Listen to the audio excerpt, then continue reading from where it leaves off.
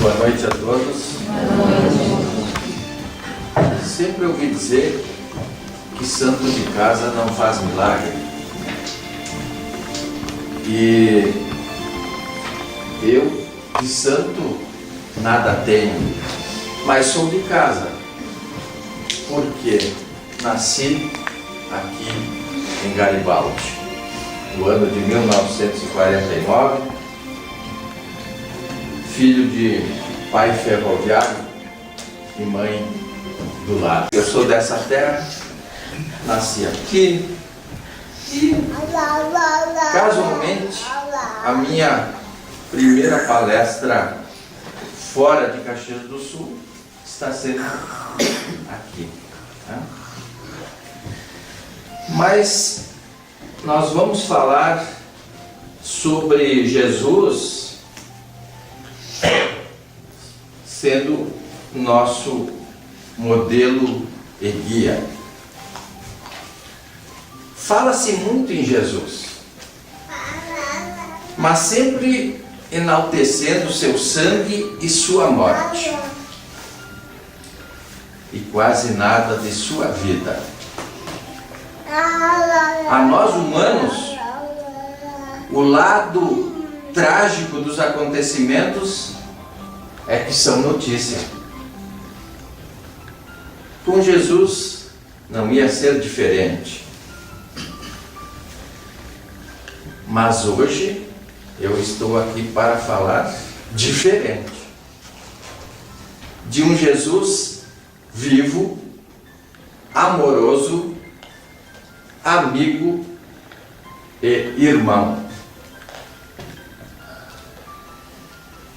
De um Jesus mestre, evangelizador, pregador da Boa Nova. De um Jesus que não só teorizou essa Boa Nova, mas ele exemplificou. Tudo o que ele disse, ele fez. Sua espada é a palavra. Sua religião é o amor.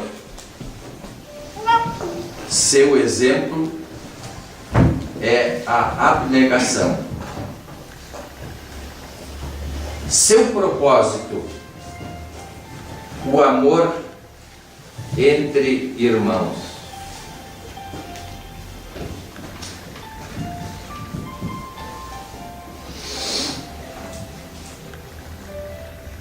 Venceu a morte com a sua ressurreição. Venceu as ofensas, nos ensinando o perdão. Venceu as desesperanças com seus exemplos de fé.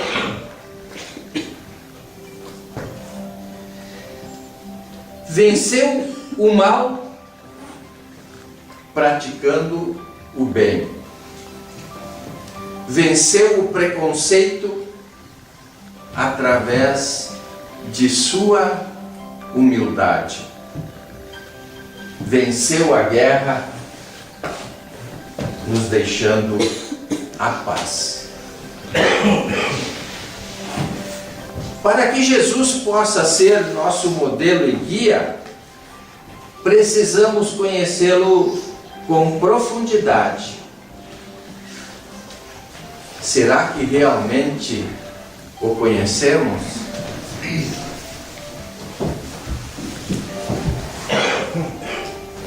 Se pedisse para qualquer integrante de um grupo de estudo que me definisse Deus, prontamente ele diria aquilo que os Espíritos revelaram a Kardec, quando ele perguntou: que é Deus? Suprema inteligência, causa primeira de todas as coisas. E se eu perguntasse para este mesmo grupo de alunos quem é Jesus, iriam com certeza balançar, iriam pelo menos buscar um tempinho para refletir. Porque, biblicamente, Jesus é o Verbo que se fez carne e habitou entre nós.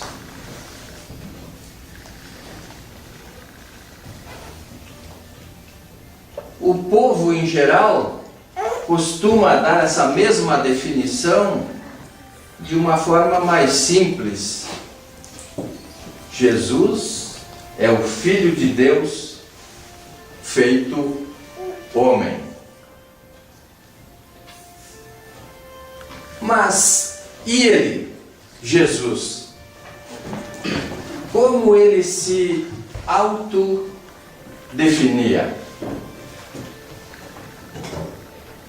Ele se dava duas definições: o Filho do homem, e eu sou o caminho, a verdade e a vida. E o povo? O povo da sua época, quando queriam chamar Jesus, como o chamavam? Jesus, filho de Davi, tende misericórdia de mim.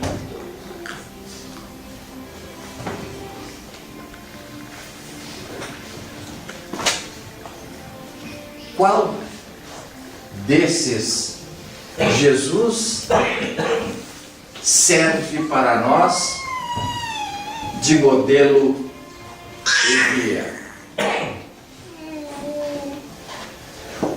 Jesus, como sendo o Verbo, não nos serve de modelo e guia, porque o Verbo é o Filho de Deus, Espírito.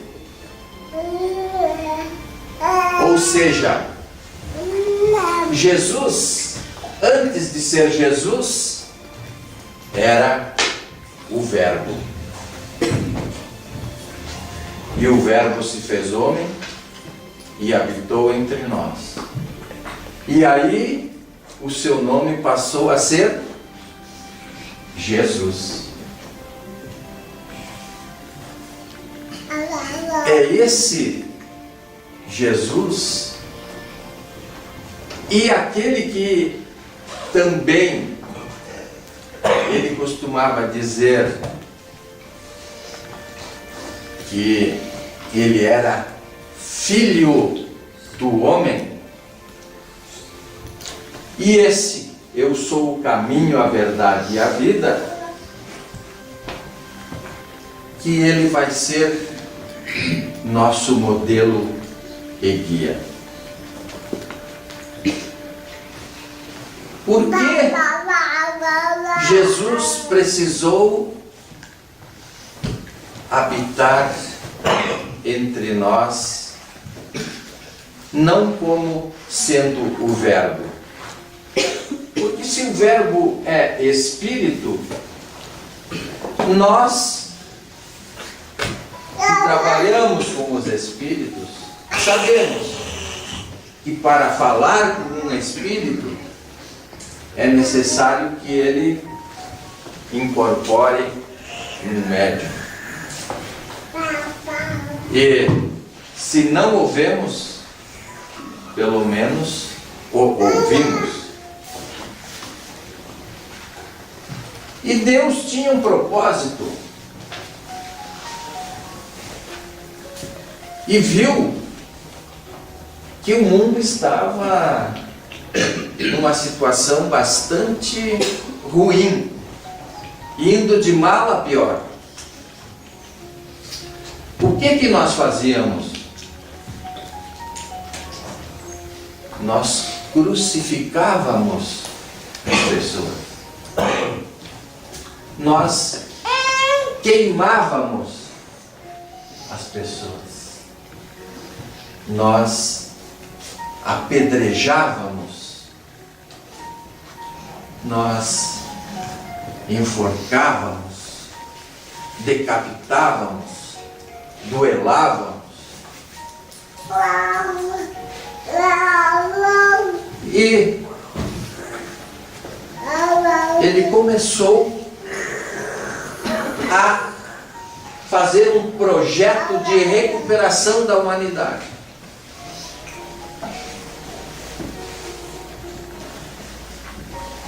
Ele pega Abraão e começa a testar Abraão. E vê que pode confiar nele. Porque Abraão, quando testado a ponto de dizer, olha, mata teu filho, ele subiu o monte com o seu filho e foi lá disposto a fazê-lo. E só não o fez pela intervenção de um anjo. Deus disse, nesse eu posso confiar. Nesse dá para confiar. E aí o que ele faz? Diz, eu vou precisar que quando Jesus chegar no plano terrestre, ele tenha pelo menos um povo que acredite num único Deus. E então, Abraão consegue, pela intervenção divina, 2 filhos.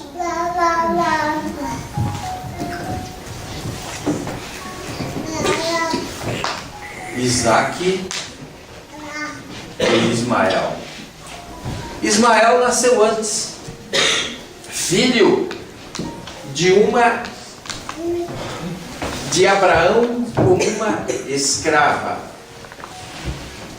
Agar. E isto se deu porque Deus tinha prometido a Abraão que iria lhe dar um filho.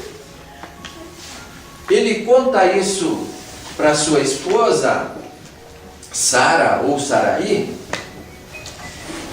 e ela disse, mas Deus está brincando contigo. Eu já não tenho mais condições de conceber ninguém. Já estou na menopausa.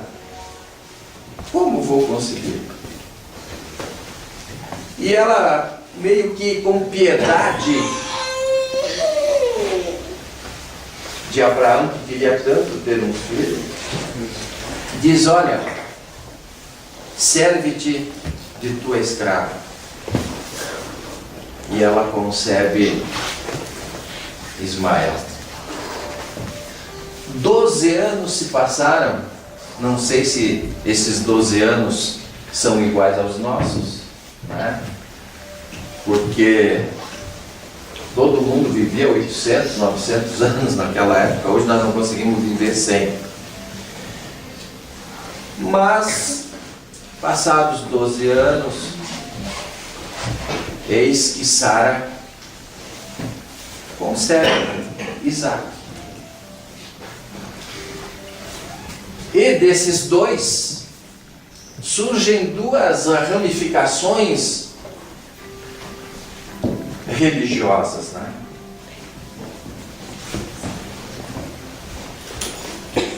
Uma das ramificações é a judaica, do povo hebreu, de Isaac.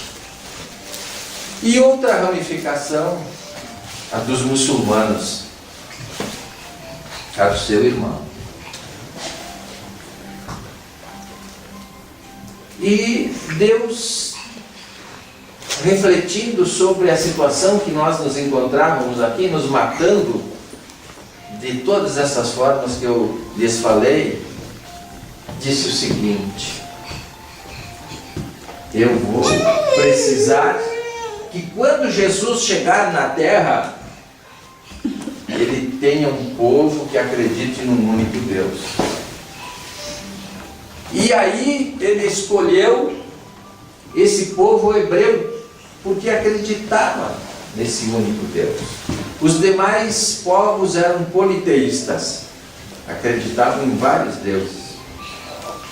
Dizem até que os egípcios perderam algumas guerras porque os seus inimigos sabiam que eles adoravam gatos. E então,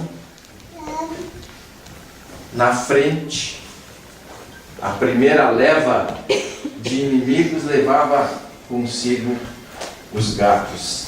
E eles, com medo de matar esses gatos, deuses para eles, perdiam a guerra. Então, Abraão é levado, conduzido, orientado por Deus para a terra prometida, Canaã, que fica na Palestina, que fica junto ao Rio Jordão. Mas era um povo nômade. E Abraão, nesse meio tempo, morre. E aquele povo não conseguia ficar, eram tipo ciganos, né? Não conseguiam ficar no lugar. E resolveram sair de Canaã e ir em direção ao Egito. E ali se tornaram escravos por 400 a 430 anos. Escravos.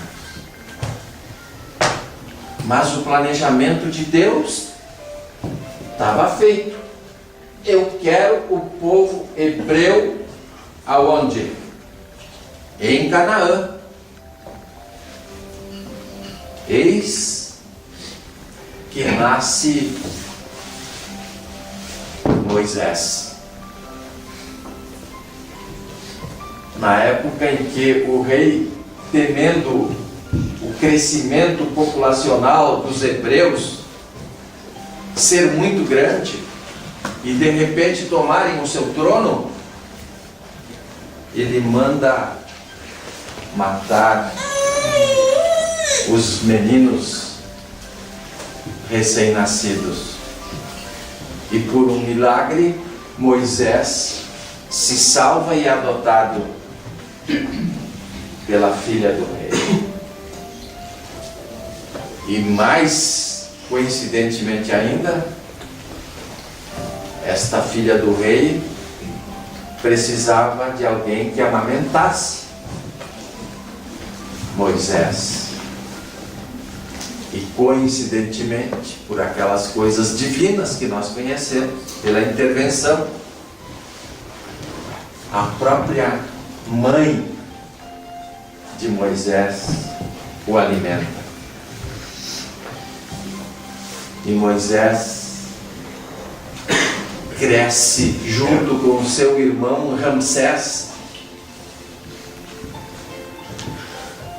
E num determinado momento, o rei, o pai de Ramsés, morre. E Moisés, por ter matado um soldado que estava agredindo um hebreu, e que ele ficou sabendo que a raça dele era a hebraica, não se conteve e matou aquele soldado, salvando um da sua raça, que era escravo. E ele foge, porque sabia que ele seria morto, castigado. E nessa sua fuga, ele é recebido, vamos dizer assim, por Deus,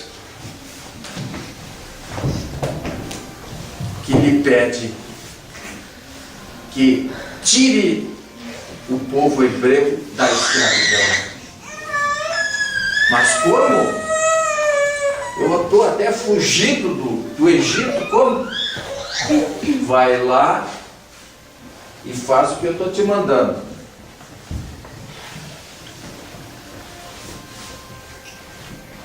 Mas como vou fazer isso? Então me diga, Senhor meu Deus, como devo anunciá-lo ao rei ou ao faraó? Como devo anunciá-lo? Dizer-lhe simplesmente: eu sou. Diga que foi eu sou que disse para ele libertar o povo hebreu da escravidão. E aí todos nós conhecemos a história, né, de que Moisés consegue, através das 10 pragas do Egito, retirar o povo hebreu daquela escravidão, com o objetivo de conduzir aquele povo para Canaã, porque Jesus ia nascer na Palestina, ia pregar, principalmente ia pregar ali.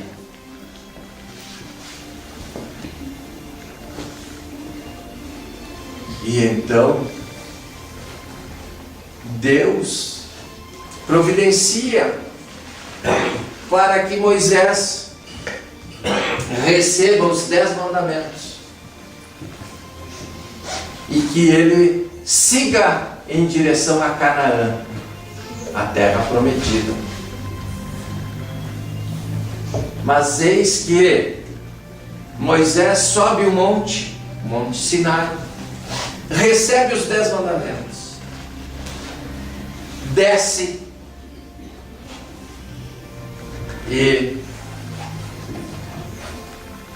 se esqueceu de que Deus lhe trouxera aqueles 10 mandamentos e que ele devia também cumprir os 10 mandamentos.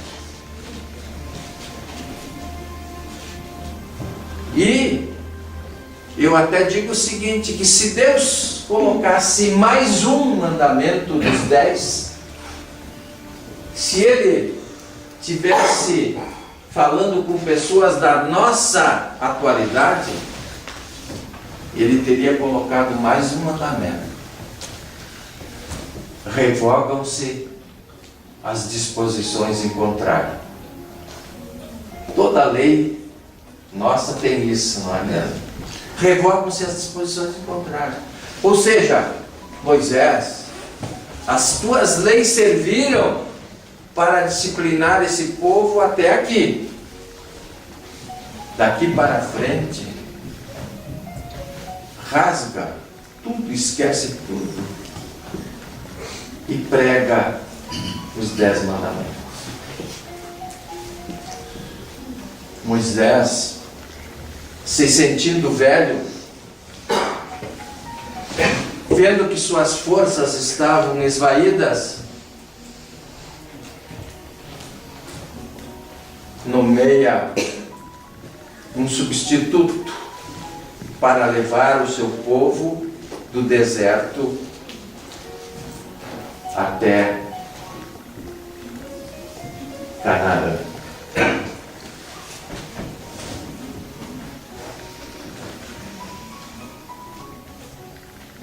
E, segundo alguns, Moisés foi a reencarnação de Abraão. Ou seja, foi dada uma segunda chance a Abraão para conduzir o seu povo para Canaã. E ele não consegue cumprir a missão e passa essa missão para Josué, que leva este povo então até Canaã, e ali eles colocam as suas tendas e passam a habitar.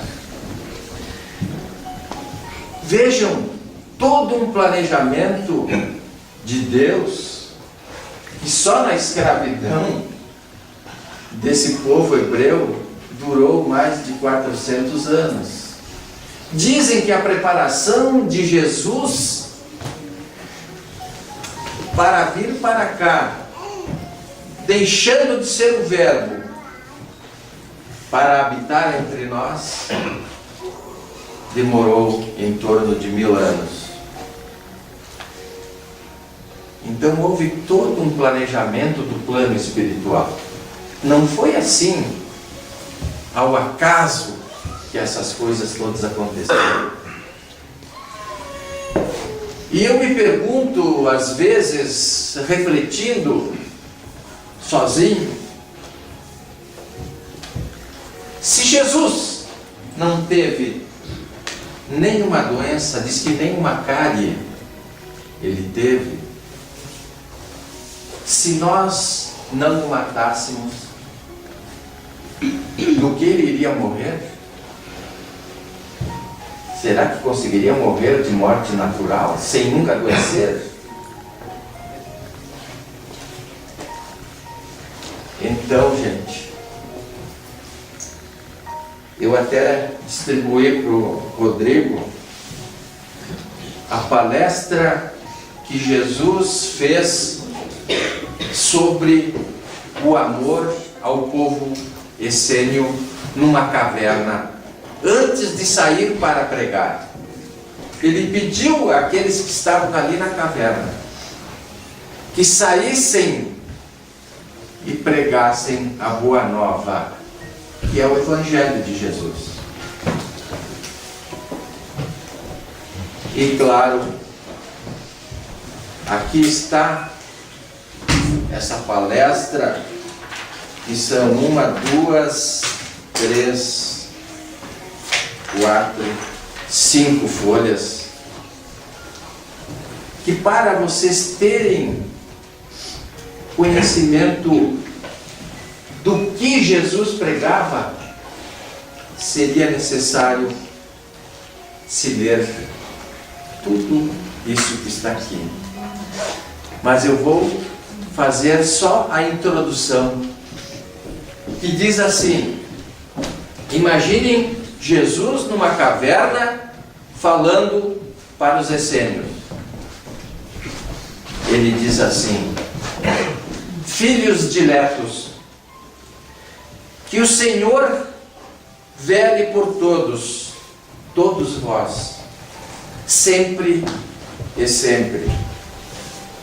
Devemos começar hoje com a virtude mãe, aquela que gerou todas as outras virtudes no ambiente de Deus. Não poderíamos existir sem essa virtude. O dom da fala nela foi gerado. O dom da visão é filho do seu carinho. A vida é fruto do seu aconchego. Vou falar-vos do amor. Se não temos condições para qualificar nosso Pai que está nos céus, para não diminuí-lo tanto, vamos chamá-lo de amor. Mesmo ele sendo bem maior que esse amor, por ter sido ele quem o criou. Tudo o que fizerdes, fazei com amor. Quando falardes, lembrai-vos dele. A caminho com alguém, seja ele lembrado. Em família, alimentai essa ideia, porque o amor para todos vós deve ser de mais utilidade do que o ar, a água e o alimento para o corpo. Imaginem a beleza de tudo isso e que, por mais que eu tentasse resumir, teria que ir mais uma hora adiante, né? Mas nós acreditamos que se todos nós nos conscientizarmos de que Jesus veio para nos dizer duas coisas: que devemos amar a Deus sobre todas as coisas e ao próximo como a nós mesmos, e que se nós fizermos essas duas coisas, nós já podemos dizer: Jesus, obrigado por teus ensinamentos, obrigado por ser nosso modelo e guia. E a todos vocês, muito obrigado. Vou ficar por aqui, senão vou passar demais. Estamos felizes, muito bem colocado. Lembrando a trajetória de Jesus, muito bem lembrado. Nosso muito obrigado pelo coração, se decidiu conhecer, ele está aqui com nós. Vamos chamar ainda, né? Aí aprendeu o caminho de volta para ele igual. E a vocês, obrigado por vocês estarem aqui. Nós agora vamos organizar a sala de passes. Quem quiser receber o passe, tem para trás? Para trás? É para dar uma para trás. Para trás? Então, seleciona. A prece. A prece?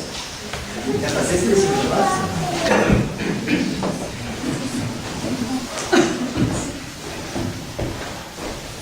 A prece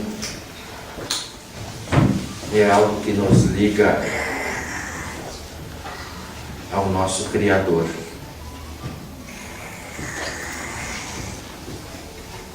Jesus disse que a prece une o Criador à criatura. E que se nós entendêssemos que Ele não estava presente em alguns dos momentos em que nós mais necessitamos da Sua presença, que fizéssemos uma prece, porque seguramente a sintonia do nosso pensamento iria trazê-lo junto a nós, e assim Ele estaria também nos facilitando este caminho que nos leva ao Pai. Mas Ele também disse que voltaria e que não perceberíamos de imediato o seu retorno, mas que queria deixar muito claro que haverá um só rebanho e um só pastor. Que ele não veio para os justos, mas pelos pecadores. E que iria nos carregar no ombro, nos conduzindo, nós os perdidos, os pecadores, para o seu redil, para o seu rebanho, onde estão os chamados justos. Ele deixa os 99 para ir à cata daquele pecador. Um exemplo claro de que Deus nos criou para sermos felizes. Não nos criou para penas eternas, para o inferno ou para ficarmos desgarrados por toda a eternidade deste rebanho. Haverá um só rebanho e um só pastor. E esse pastor é o nosso Mestre Jesus. Obrigado, Pai, por ter nos oportunizado nesta noite de conhecermos mais de perto esse nosso Mestre.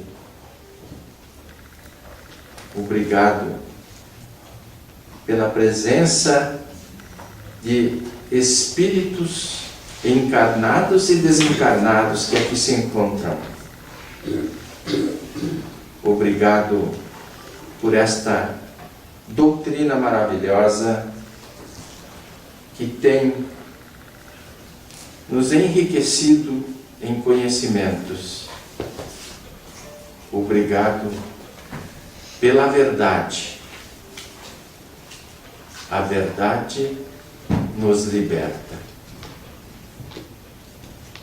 Jesus, tu dissestes: eu sou o caminho, a verdade e a vida.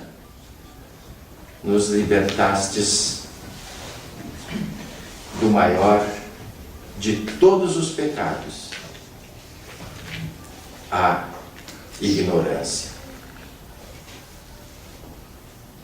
Obrigado, Senhor. Obrigado por sermos vossos filhos e por estarmos numa das casas do nosso grande Pai. Há muitas moradas e esta, temos certeza, é uma delas. Obrigado.